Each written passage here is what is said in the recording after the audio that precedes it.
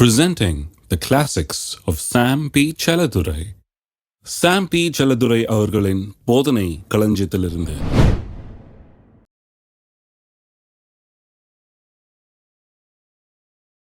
இன்றைக்கு கிருபையினுடைய மேன்மையை குறித்து நான் போதிக்க விரும்புகிறேன். ஆங்கிலத்தில் த சுப்பீரியாரிட்டி ஆஃப் கிரேஸ் அப்படின்னு சொல்லலாம். அதாவது நியாயப்பிரமாணத்தை காட்டிலும் கிருபை மேன்மையானது, விசேஷித்தது என்பதை காட்ட விரும்புகிறேன். எந்த விதத்தில் கிருபை நியாயப்பிரமாணத்தை காட்டிலும் விசேஷித்தது என்று சொல்ல முடியும் அல்லது மேன்மையானது என்று சொல்ல முடியும்? நல்லா யோசித்து பாருங்கள். பழைய உடன்படிக்கை, புதிய உடன்படிக்கை என்று இருக்குது. பழைய உடன்படிக்கையை காட்டிலும் புதிய உடன்படிக்கை விசேஷித்த உடன்படிக்கை, விசேஷித்த வாக்குத்தத்தங்களுடைய விசேஷித்த உடன்படிக்கை என்று வாசிக்கிறோம். அதில் ஒன்றும் தப்பு இல்லை, விசேஷித்த உடன்படிக்கை தான். ஏன்னா பழைய உடன்படிக்கை செய்ய முடியாத சில காரியங்களை புதிய உடன்படிக்கை செய்கிறது.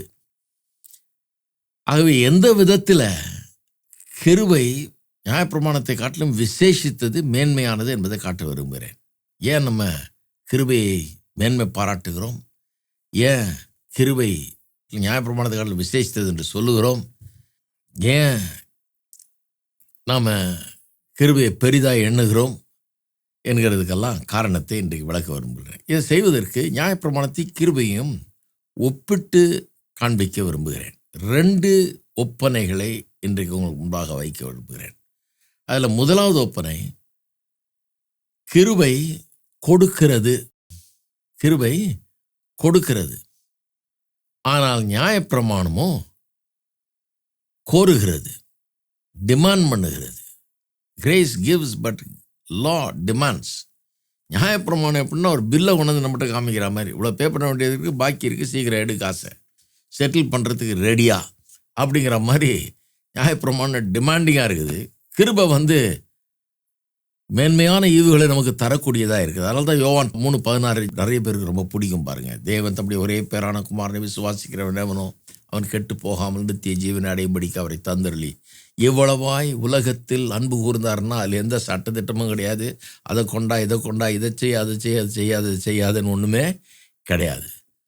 அவர் அன்பு கூர்ந்தார், அவர் கொடுத்தார், ஒருவரும் கெட்டு போகக்கூடாது, எல்லாரும் நித்திய இப்படி தான் இருக்குது. அப்போ அதனால தான் நிறைய பேருக்கு அது பிடிக்குது பாருங்கள்.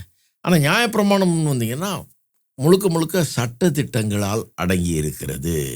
கிருபை டோட்டலாக வித்தியாசமாக இருக்கிறது. உதாரணத்துக்கு ரோமர் 6:23 பார்த்தீர்கள் என்று சொன்னால், பாவத்தின் சம்பளம் மரணம் என்று சொல்லுகிறது, ஆனால் தேவனுடைய கிருபை வரமோ நம்முடைய கர்த்தராகிய இயேசு கிறிஸ்துவினால் உண்டாகும் நித்திய ஜீவன். இப்போ சம்பளம் அப்புறம் கிருபை வரம், கிஃப்ட் ஆஃப் கிரேஸ், ரெண்டுத்துக்கும் அவ்வளோ பெரிய வித்தியாசம் இருக்குது பாருங்கள். ஒரு பக்கம் சம்பளம், இன்னொரு பக்கம் கிருபை வரம். கிருபை ஒரு வரம், கிஃப்ட்டு. இங்கிலீஷில் கிஃப்ட்ன்ற வார்த்தை, வேஜஸ் அண்ட் கிஃப்ட், என்ன கம்பேரிசன் பாருங்கள்.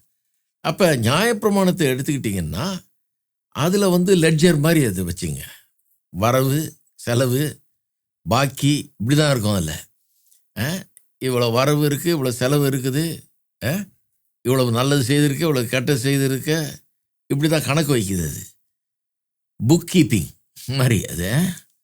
அப்போ அது அப்படிப்பட்ட ஒன்று. கிருபை இடத்துல வரும்போது டோட்டலாக வித்தியாசமானதாக இருக்கிறது. இயேசு இந்த கிருபை குறித்த ஒரு அற்புதமான ஒரு பேரபிள் அல்லது ஓமையை அவர் சொன்னார். மத்தேயு 20ஆம் அதிகாரத்தில் அந்த ஓமையை நம்ம வாசிக்கிறோம். 20ஆம் அதிகாரத்தில் பார்த்தீங்கன்னா, மத்தேயு 20ஆம் அதிகாரத்தில் ஒரு வீட்டெஜமான், அவனுக்கு நிறைய நிலம் இருக்குது, அவனுக்கு திராட்சை தோட்டம் இருக்குது, அதில் வேலையாட்கள் தேவை. காலையில், விடிய காலையில் எழுந்திரிச்சு வேலையாட்களை தேடுறதுக்காக போகிறான். அங்கே வேலையாட்கள் கூடி நிற்கிற இடம் ஒன்று இருக்குது, அங்கே போய் ஹையர் பண்ணுவாங்க ஆளுகளை. அங்கே போயிட்டு காலையில் ஆட்களை பிடிக்கிறான். பிடித்து அவர்களுக்கு சொல்லுகிறான், ஒரு பணம் கூலி பேசுகிறான். ஒரு பணம்னா ஒரு நாளைக்குரிய சம்பளம். ஒரு நாளைக்கு அன்னைக்கு ஆவரேஜாக என்ன சம்பளமோ, நியாயமான சம்பளமோ பேசி வர சொல்கிறான். அவங்களுக்கு விடியற்காலன்னு சொன்னால் அவங்க நாள் எப்படின்னா, ஒரு பகல்னா அவங்களுக்கு காலை 6 முதல் சாயங்காலம் 6 வரை. அப்போ முதலாம் மணி நேரம்னா அந்த 6 மணி, அதான் ஃபஸ்ட் ஹவர், முதலாம் மணி நேரம். அப்போ போய் கூப்பிடுறான், போகிறாங்க நிறைய பேர் வேலைக்கு. அப்புறம் மூன்றாவது மணி நேரத்தில் 3வது மணி நேரம்னா 9 மணி 3 மணி நேரம் பொறுத்து 9 மணிக்கு போகிறான். அங்கே இன்னும் இங்கே நிற்கிறாங்க ஆட்கள். என்னப்பா ஆச்சு, ஏன் போல வேலைக்கு, எங்களை யாரையும் கூப்பிடலங்க அப்படின்னு. சரி வா, நீயும் வந்து திராட்சை தோட்டத்துக்கு போ, உனக்கு நியாயமான கூலி தருவேன். எவ்வளோன்னு சொல்லலை இந்த தடவை. முதல்ல போனவங்களுக்கு சொன்னால் உனக்கு ஒரு பணம் தருவேன், ஒரு நாள் கூலி தருவேன்.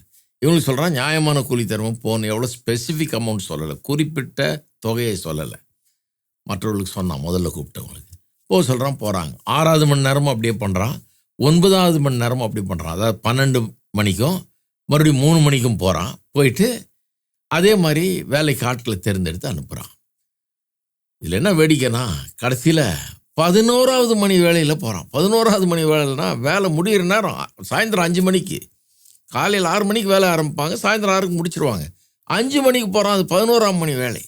11வது மணி நேரத்தில் போயிட்டு அங்கே தெருவில் இவங்கெல்லாம் கூடி நிற்கிறாங்க ஆட்கள். அங்கே போய் பார்த்தா ஏன் யாரும் வேலைக்கு போகலன்னு கேட்டால் அவன் சொல்கிறான், என்னங்களே யாரும் இன்றைக்கி போகிற வேலைக்கு கூப்பிடல அப்படின்னோடனே, சரி வா நீ வந்து வேலை செய், இன்னும் 1 மணி நேரம் தான் இருக்குது, பரவாயில்ல போய் வேலை செய், உனக்கு நியாயமான கூலி தரேன்னு அனுப்புகிறான். அதே மாதிரி பணம் சொல்லலை, நியாயமானது தரேன்னு சொல்லி அனுப்புகிறான். அவங்கெல்லாம் போய் வேலை செய்கிறாங்க. வேலை செஞ்சு முடித்த உடனே தன்னுடைய காரியக்காரனை கூப்பிட்டு எல்லாருக்கும் சம்பளம் கொடுப்பா.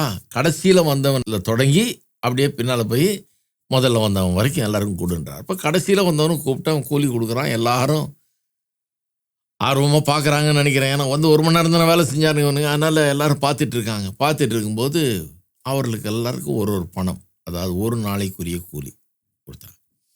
அப்போ ஒரு பணம் பேசி வேலைக்கு வந்தாங்க இல்லையா, கூலி பேசி வந்தாங்களே, அவங்களுக்கு ரொம்ப சந்தோஷமாக இருந்திருக்கும். சரி நம்மளுக்கு கொஞ்சம் ஜாஸ்தி தரப்போகிறான் போல இருக்கு. ஏன்னா அவங்க 1 மணி நேரம் தான் வேலை செஞ்சால் அவனுக்கு எவ்வளோ கூலினா, நம்ம 12 மணி நேரம் வேலை செஞ்சுருக்கோம், நம்மளுக்கு கண்டிப்பாக கூலி அதிகமாக இருக்கும்னு நினச்சி காத்துட்ருக்காங்க. கடைசியில் பார்த்தா எல்லாருக்கும் ஒரே கூலி தான். 3வது மணி நேரம், 6வது மணி நேரம், 9வது மணி நேரம், 11வது மணி நேரம் வந்தவனுக்கும், கடைசியில் 1வது மணி நேரம் வந்தவனுக்கும் எல்லாருக்கும் ஒரே கூலி. அப்போ அவர்கள் ஆட்சேபிக்கிறாங்க, என்ன இது, நாங்கள் வந்து கஷ்டத்தையும் உஷ்ணத்தையும் சகித்து நாங்கள் இங்கே வேலை செஞ்சுருக்கிறோம், எங்களுக்கு இப்படி நீங்கள் செய்யலாமா என்று அவனிடத்தில் வாதாடுகிறார்கள். அவர்கள் ஒருவனுக்கு இவன் பதில் சொல்கிறான் பாருங்க, சிநேகிதனே, நான் உனக்கு அநியாயம் செய்யவில்லை, நீ என்னிடத்தில் ஒரு பணத்துக்கு சம்மதிக்கவில்லையா, நீ ஒரு பணத்துக்கு வந்து வேலை செய்கிறேன்னு சொல்கிறேன் இல்லையா, உன்னுடைய நீ வாங்கி கொண்டு போ, உனக்கு கொடுத்தது போல பிந்தினவனாகி இவனுக்கும் கொடுப்பது என்னுடைய இஷ்டம், என்னுடையது என் இஷ்டப்படி செய்ய எனக்கு அதிகாரம் இல்லையா, நான் தயாளனாய் இருக்கிறபடியினால் நீ வன்கண்ணனாய் இருக்கலாமா என்றான். இவ்விதமாக பிந்தினோர் முந்தினோராயும் முந்தினோர் பிந்தினோராயும் இருப்பார்கள். இயேசு ஒரு பெரிய டார்கெட் வச்சு சொல்கிறாரு. இதை கிருபையை குறித்து சொல்கிறதுக்காக தான் இந்த ஓமையே சொல்கிறாரு. இதில் நிறைய காரியங்கள் அடங்கி இருக்குது, ஆனால் அதுக்குள்ளே நம்ம போல. ஆனால் கிருபை எப்படி வேலை செய்யுதுன்னு கொஞ்சம் பாருங்கள். கிருபை என்ன, வேஜ் கிடையாது, அது கூலி கிடையாது. கரெக்டாக 12 மணி நேரம் கணக்கு போட்டு 9 பைசா வரைக்கும் கழிச்சிக்கிட்டு கரெக்டாக கொடுக்கறது கிடையாது. கிருபை வந்து கர்த்தர் தன் இஷ்டப்படி செய்கிறார், தம்முடைய சித்தத்தின்படி, தம்முடைய இஷ்டத்தின்படி, தம்முடைய விருப்பத்தின்படி, தம்முடைய தயாள குணத்தின்படி, தம்முடைய தாராள மனப்பான்மையின்படி செய்கிறார் பாருங்க. அதுதான் கிருபை. அதை சொல்கிறதுக்கு தான் இதை சொல்கிறாரு. சரி, அப்போ கிருபை கொடுக்கிறது, பிரமாணம் கோருகிறது, டிமாண்ட் பண்ணுகிறது. கொடுக்கிறது மட்டும் இல்லை, கிருபை அது இலவசமாய் கொடுக்கிறது. ரோமர் 3ஆம் அதிகாரம் 24ஆம் வசனத்தில் சொல்லியிருக்குது, இலவசமாய் அவருடைய கிருபையினாலே கிறிஸ்து இயேசு உள்ள மீட்பை கொண்டு நீதிமான்கள் ஆக்கப்படுகிறார்கள் என்று வாசிக்கிறோம். இலவசமாய் அவருடைய கிருபையினாலே கிறிஸ்து இயேசு உள்ள மீட்பை கொண்டு நீதிமான்கள் ஆக்கப்படுகிறார்கள். அதுக்கு முன்னால் பவுல் ஏற்கனவே காமிச்சிடுறார் இல்லையா, அதாவது எல்லாரும் பாவம் செய்து ஏகமாய் கெட்டு போனாரெல்லாம் சொல்லிட்டாரு. ஆகவே யாராலையும் அந்த பாவத்துக்கு ஈடுகட்ட முடியல, அந்த பாவத்தின் காரியங்களை கேன்சல் பண்ண முடியல, தங்களுடைய கடனை செலுத்த முடியல. ஆகவே அவரே வந்து அவர் இலவசமான ஈவாக இதை தருகிறாராம், ரட்சிப்பை தருகிறார். ஏன்னா யாரும் தங்களுடைய பாவத்திலிருந்து விடுதலையாக முடியவில்லை, அவர்களுக்கு செய்கிறதுக்கு ஒன்றும் இல்லை. ஆனால் இவர் செய்கிறாரு ஃப்ரீலி, இலவசமாய் அவருடைய கிருபையினாலே நீதிமான்களாக்கப்படுகிறார்கள். சரி, கிருபை இலவசமாய் கொடுக்கிறது. அது மட்டும் இல்லை, கிருபை அதனுடைய ஐஸ்வர்யத்தின்படி கொடுக்கிறது, ஏராளம் தாராளமாய் கொடுக்கிறது. இதை வாசிக்கிறேன் பாருங்க. யோவான் எழுதின சுவிசேஷம் தான் மெயின் வசனம். நான் வாசிக்க இருந்த வசனம் யோவான் எழுதின சுவிசேஷம் 1ஆம் அதிகாரம் 16-17 வசனங்கள். நாம் பெருகிற கிருபையை பற்றி தானே பேசிகிட்டு இருக்கிறோம். பாவம் பெருகிற இடத்துல கிருபை இன்னும் அதிகமாக பெருகிட்டு. இப்போ இந்த வசனத்தை கவனிங்க. அதே மாதிரி அவருடைய பரிபூரணத்தினால் நாம் எல்லாரும் கிருபையின் மேல் கிருபை பெற்றோம். கிருபை பெற்றோம்னு சொல்லக்கூடாதா? கிருபையின் மேல் கிருபை பெற்றோம்னா, கிருபையின் மேல் கிருபைனா கிருபை இன்னும் அதிகமாய் கிருபை, மிகவும் அதிகமாய் பெறுகிற கிருபையை பெற்றுக்கிறோம்னு சொல்கிறது தான் அப்படி சொல்கிறார். கிருபையின் மேல் கிருபை பெற்றோம். அவருடைய பரிபூரணத்தினால் நாம் எல்லாரும் கிருபையின் மேல் கிருபை பெற்றோம். இயேசுவை பற்றி சொல்லியிருக்குது. எப்படி எனில் நியாயப்பிரமாணம் மோசேயின் மூலமாய் கொடுக்கப்பட்டது, கிருபையும் சத்தியமும் இயேசு கிறிஸ்து மூலமாய் உண்டாயின.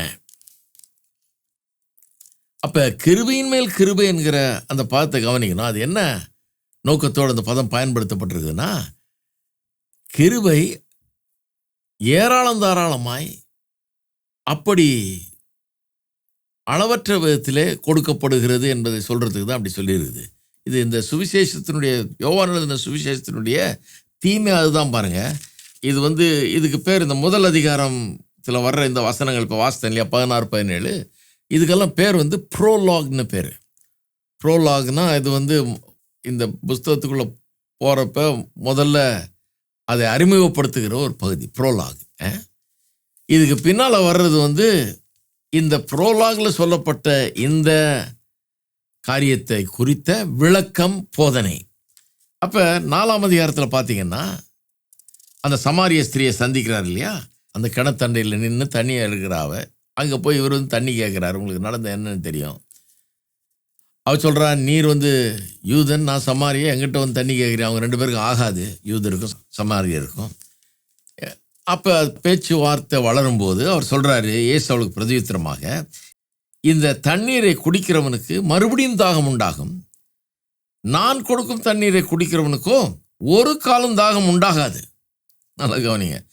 நான் அவனுக்கு கொடுக்கும் தண்ணீர் அவனுக்குள்ளே நித்திய ஜீவ காலமாய் ஊறுகிற நீரூற்றாய் இருக்கும். சொல்கிறாரு, அம்மா, நான் கொடுக்குற தண்ணீர் உனக்கு தெரில, நீ இந்த தண்ணியை குடிச்சினா தண்ணி குடிச்சிக்கிட்டே இருக்கணும், தாகம் எடுத்துக்கிட்டே இருக்கும்.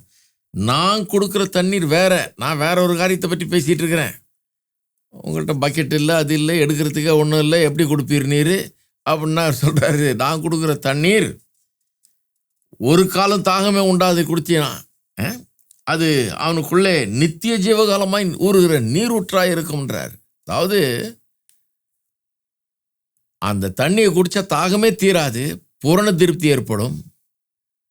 தண்ணி இல்லையென்ற ஒரு நாளும் இருக்காது, வந்துக்கிட்டே இருக்கும். நீரூற்று மாதிரி உள்ளே இருந்துகிட்டே வந்து தாகத்தை திருப்திப்படுத்திக்கிட்டே இருக்கும்.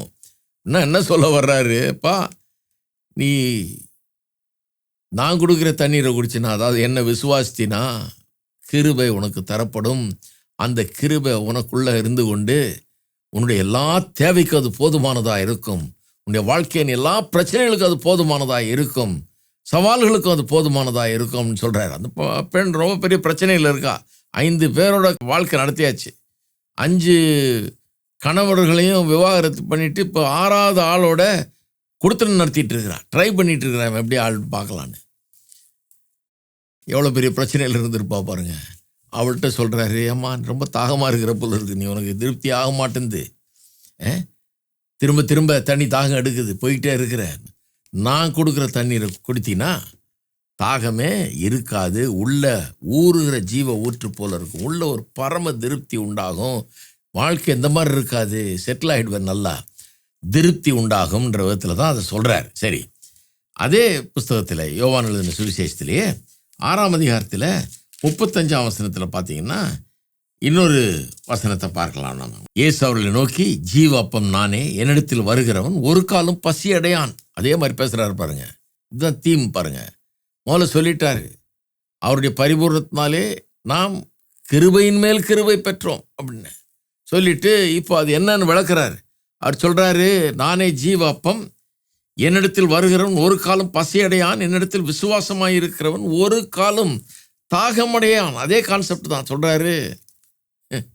அவங்கெல்லாம் அவர் கொடுத்த அந்த சாப்பாட்டை தேடி வந்தாங்க. 5 அப்பம் 2 மீனை வச்சு 5000 பேரை போஷிச்சார் இல்லையா? போஷிச்சுட்டு அடுத்த நாள் ஓடி வந்துட்டான்லாம். ஃப்ரீயாக கிடைக்குது இது அப்படின்னு சொல்லி வந்துட்டான். எதையோ தேடிட்டு இருக்காங்க வாழ்க்கையில். சோறு போட்டால் கூட பரவாயில்ல போதும் அப்படின்னு இருக்கான். அவர் சொல்கிறாரு, நான் கொடுக்கறது உனக்கு வந்து கிடைச்சதுன்னா நீ பசியே அடைய மாட்ட, தாகமே அடைய மாட்ட அப்படிங்கிறார். அது இவருடைய கிருபை எவ்வளோ போதுமானதாக இருக்குங்கிறத பற்றி சொல்கிறார். அனுபவிச்சிருக்குமா அந்த கிருபையை? கர்த்தர் கொடுக்குற அந்த கிருபையை அனுபவிச்சிருக்கீங்க, பெற்றிருக்கிறீங்களா? வாழ்க்கையின் எல்லா தேவைகளுக்கும், எல்லா சவால்களுக்கும், எல்லா போராட்டங்களுக்கும் போதுமானதாக இருக்கிறது. தாகமே அடைவதில்லை, பசியை அடைவதில்லைங்கிற மாதிரி ஒரு கிருபை அது. எல்லாத்துக்கும் there is more then enough. தேவைக்கும் அதிகமாக இருக்கிறது, எல்லாத்தையும் சந்திக்கிறதுக்கு. அதுதான் கிருபை. சார்ல்ஸ் வெஸ்லிங்கிற ஒருத்தர் அந்த காலத்தில் ஒரு பாட்டு எழுதினார். ஜான் வெஸ்லியினுடைய சகோதரர். நிறைய நல்ல நல்ல பாட்டுகள்லாம் எழுதியிருக்கார். பிரமாதமாக இருக்கும் இந்த மாதிரி உபதேசங்களை அடிப்படையாக கொண்டு. சொல்கிறாரு, plenteous grace in thee I found. உம்மிடத்திலே ஏராளமான கிருபையை நான் கண்டுபிடித்து விட்டேன். Grace to cover all our sins. நம்முடைய பாவங்களுக்கெல்லாம் குறைகளுக்கெல்லாம் போதுமான கிருபை உம்மிடத்தில் இருக்கிறது. Let the healing streams abound. இந்த குணமாக்கும் இந்த நீரூற்று ஏராளமாய் பொங்கி வரட்டும். Make me keep me pure within. என்னை மாற்றி என்னை பரிசுத்தமாக்கி, உள்ளே பரிசுத்தமாக்கி என்னை வைத்தருளும். Thou art like a fountain. நீர் ஒரு நீரூற்றை போன்றவர். Freely let me take of thee. உம்மிடத்திலிருந்து இலவசமாய் நான் மொண்டு கொள்ளட்டும். என்ன அற்புதமாக எழுதியிருக்கார் பாருங்க பாட்டை. அதைத்தான் இயேசு அந்த பெண்ணுகிட்டையும் பேசுகிறார். மொண்டுக்குள்ளே வந்திருக்கிறா. சொல்கிறாரு, இங்கே மொண்டுக்குமா, என்கிட்ட மொண்டுக்கோ, என்ன விசுவாசி. உன் வாழ்க்கையே அலங்கோலமாக இருக்குது, வாழ்க்கையே ரொம்ப மோசமாக இருக்குது, ஆனால் நான் அதையெல்லாம் தீர்க்கறதுக்கு தான் வந்திருக்கேங்கிறார். சரி, அப்போ இந்த கிருபையில் ஐஸ்வர்யம் இருக்குது, அதுக்கேற்ற மாதிரி கொடுக்குது. அதுதான் இங்கே சொல்லியிருக்குது. ரோமர்கள் நிருபம் 5ஆம் அதிகாரம் 15ஆம் வசனத்தை பாருங்கள். 5:20 தானே அந்த தலைப்பு நம்ம வைத்தோம். பாவம் பெருகின இடத்துல கிருபை மிகவும் அதிகமாக பெருகுதுன்னு. இப்போ 15 வாசிக்கிறோம் பாருங்க. ஆனாலும் மீறுதலின் பலன் கிருபை வரத்தின் பலனுக்கு ஒப்பானதல்ல. எப்படி எனில், ஒருவனுடைய மீறுதலினாலே அநேகர் மரித்திருக்க, தேவனுடைய கிருபையும் இயேசு கிறிஸ்து என்னும் ஒரே மனுஷனுடைய கிருபையினாலே வரும் ஈவும் அநேகர் மேல் அதிகமாய் பெருகி இருக்கிறது. என்ன சொல்கிறாருங்க அவனிங்க? முதல்ல, மீறுதலின் பலன் கிருபை வரத்தின் பலனுக்கு ஒப்பானதல்ல. டோன்ட் கம்பேர்ன்றார். அதாவது 2 பலனையும் ஒப்பிடாதன்றார். எந்த பலனை? மீறுதலினால் உண்டான பலனையும். அதாவது பாவம் எப்படி கெடுத்துச்சு, அதை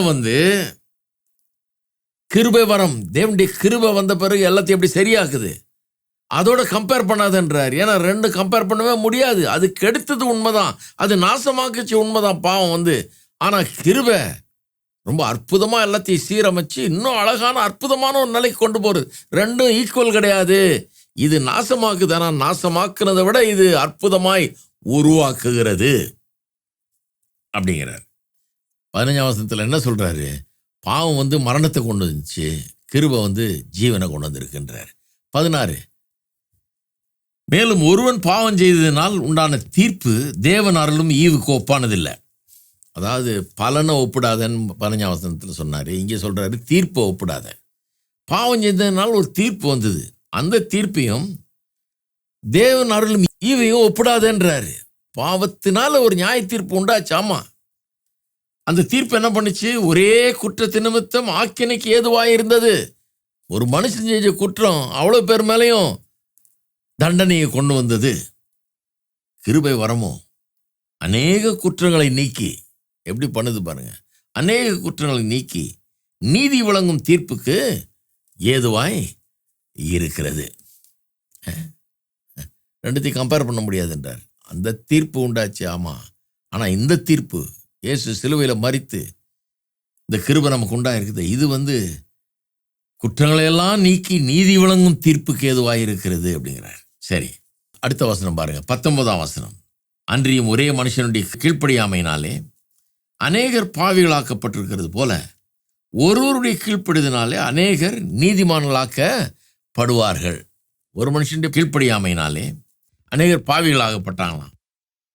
அதே போல ஒருவருடைய கீழ்ப்படிதலினாலே அநேகர் நீதிமான்களாக்கப்படுவார்கள். அதாவது பாவம் செஞ்சதுக்கும் இயேசுவின் மூலமாக வருகிற கிருபை செய்வதுக்கும் ரெண்டுத்துக்கும் ஒப்பனையே கிடையாதுன்றாங்க. கம்பேர் பண்ணிங்கன்னா அதை காட்டிலும் இது பெரியது. அதனால தான் நம்ம கிருபையை குறித்து மேன்மை பாராட்டுகிறோம். அதனால தான் கிருபை பெரியது என்று சொல்கிறோம், விசேஷித்தது என்று சொல்லுகிறோம். சரி, 20ஆம் வசனம் பாருங்க. மேலும் மீறுதல் பெருகும்படிக்கு நியாயப்பிரமாணம் வந்தது. அப்படி இருந்தும் பாவம் பெருகின இடத்தில் கிருபை அதிகமாய் பெருகிற்று. அதாவது ஆங்கிலத்தில் சொல்கிறாங்க மச் மோர் அபவுண்டட் வருது இல்லையா, சொல்கிறாங்க சூப்பர் அபவுண்டட், பெட்டர் வேர்டுன்றாங்க. Super abounded. நம்ம ஊரில் இந்த சூப்பர் வேர்டு ரொம்ப சூப்பராக யூஸ் பண்ணுவாங்க இல்லையா. சூப்பர் அபவுண்டட், சூப்பராக பெருகிற்று அப்படின்றாரு. அப்படியே சொல்லலாம் தமிழில், சூப்பராக பெருகிற்று. பாவம் பெருகின இடத்துல கிருபை இன்னும் சூப்பராக பெருகிற்று. 21ஆம் வசனத்தை பாருங்கள். ஆதலால் பாவம் மரணத்துக்கு ஏதுவாக ஆண்டு கொண்டது போல. இப்போ இன்னொரு கம்பேரிசன். பாவம் என்ன பண்ணுச்சு? மரணத்துக்கு ஏதுவாக ஆண்டு கொள்ளுகிறது. மரணத்தை ஆண்டு கொள்ள இடம் கொடுத்துருச்சு பாவம். கிருபையானது நம்முடைய கர்த்தராகிய இயேசு கிறிஸ்துவின் மூலமாய் நீதியினாலே நித்திய ஜீவனுக்கு ஏதுவாக ஆண்டு கொள்ளுகிறது. எவ்வளோ பெரிய வித்தியாசம் பாருங்க. மரணம் ஆண்டு கொள்ள ஆரம்பிச்சிருச்சு பாவத்தின் நிமித்தமா. இப்போ நித்திய ஜீவனுக்கு ஏதுவாக கிருபை ஆளுகிறது. கிருபை ஆளும்படியாக இடம் கொடுக்கிறது. சரி, நல்ல கம்பேரிசன். ஒவ்வொரு ஸ்டெப்பும் அழகாக கம்பேர் பண்ணிக்கிட்டே வர்றார். 2 கொரிந்தியர் 8ஆம் அதிகாரம் 9ஆம் வசனம். இங்கே இன்னொரு அருமையான ஒரு வசனம் பாருங்க. நம்முடைய கர்த்தராகிய இயேசு கிறிஸ்துவின் கிருபையை அறிந்திருக்கிறீர்களே. கிருபையை அறிந்திருக்கீங்களா? இந்த கிருபையை அறிந்திருக்கீங்களா? இங்கே சொல்லப்பட்ட கிருபையை பாருங்க. அவர் ஐஸ்வர்யம் உள்ளவராய் இருந்தும் நீங்கள் அவருடைய தரித்திரத்தினாலே ஐஸ்வர்யவான்களாகும்படிக்கு உங்கள் நிமித்தம் தரித்திரர் ஆனாரே. ஆண்டவராய் இயேசு கிறிஸ்து எந்த விதத்திலும் தரித்திரர் கிடையாது பாருங்க.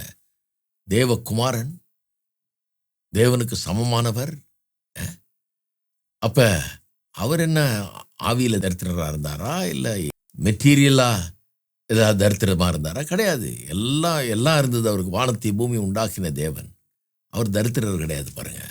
அப்பேற்பட்ட தேவன் இங்கே வந்து சிலுவையில் மரிக்கும் போது நம்முடைய பாவம் அவர் மீது வைக்கப்பட்டது. அதன் மூலமாக அவர் நம்மை போல் ஆகிவிட்டார்.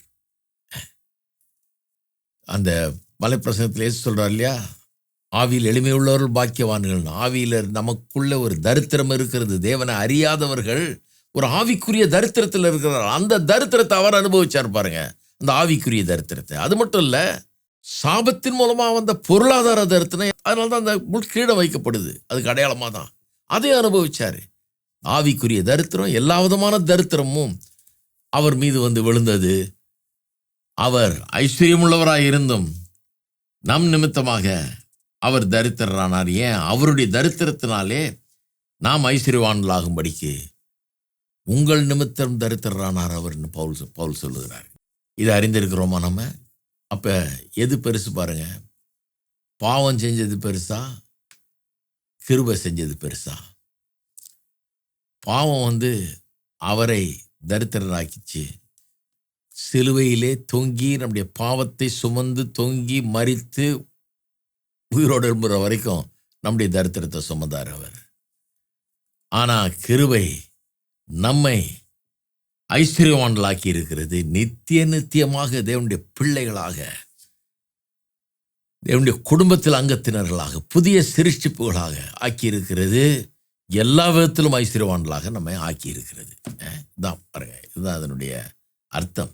சரி, அது மட்டும் இல்லை, எபேசியர் 1:7 வாசிக்கிறோம்.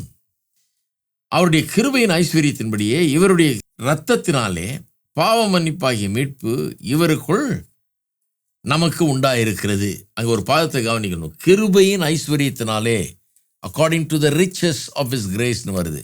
இப்போ 2ஆம் அதிகாரம் 6ஆம் வசனத்தை கவனிங்க. கிறிஸ்து இயேசுவுக்குள் அவர் நம்மிடத்தில் வைத்த தயவினாலே தம்முடைய கிருபையின் மகா மேன்மையான ஐஸ்வர்யத்தை வருங்காலங்களில் விளங்க செய்வதற்காக. கிருபையின் ஐஸ்வர்யம்னு படித்தோம் இப்போ 1ஆம் அதிகாரத்தில். 2ஆம் அதிகாரத்தில் கிருபையின் மகா மேன்மையான ஐஸ்வர்யம்னு வாசிக்கிறோம். Exceeding riches of his grace ஆங்கிலத்தில் வருது. இப்போ 3ஆம் அதிகாரத்துக்கு போங்க. 3ஆம் அதிகாரம் 8ஆம் வசனத்தில் பாருங்கள். பரிசுத்தவான்கள் எல்லாரிலும் சிறியவனாகிய நான் கிறிஸ்துவனுடைய அளவற்ற ஐஸ்வர்யத்தை புறஜாதிகளிடத்தில் சுவிசேஷமாக அறிவிக்கிறதுக்காக இந்த கிருபை எனக்கு அளிக்கப்பட்டது. இப்போ அளவற்ற ஐஸ்வர்யம் ஆயிடுச்சு. கிருபையின் ஐஸ்வர்யம், கிருபையின் மகாமேன்மையான ஐஸ்வர்யம், அளவற்ற ஐஸ்வர்யம். எப்படியெல்லாம் வர்ணிக்கணுமோ அப்படியெல்லாம் வர்ணிக்கிறார். ஏனென்றால் வார்த்தைகள் போதாது. அதாவது யோவான் 1ஆம் அதிகாரம் 16ஆம் வசனத்தில் கிருபையின் மேல் கிருபை, கிருபை இன்னும் அதிகமான கிருபை பெற்றோம்னு அவர் சொல்லிட்டார். சொல்லிட்டு அந்த தன்னுடைய சுவிசேஷம் முழுவதும் அதை விளக்குறாரு. அவர் விளக்குனது போதாதுன்னு பவுலும் அதை பற்றி அறிஞ்சு வச்சிருக்கிறார். கிருபையின் மேல் கிருபை என்னன்னு தெரியுது அவருக்கு.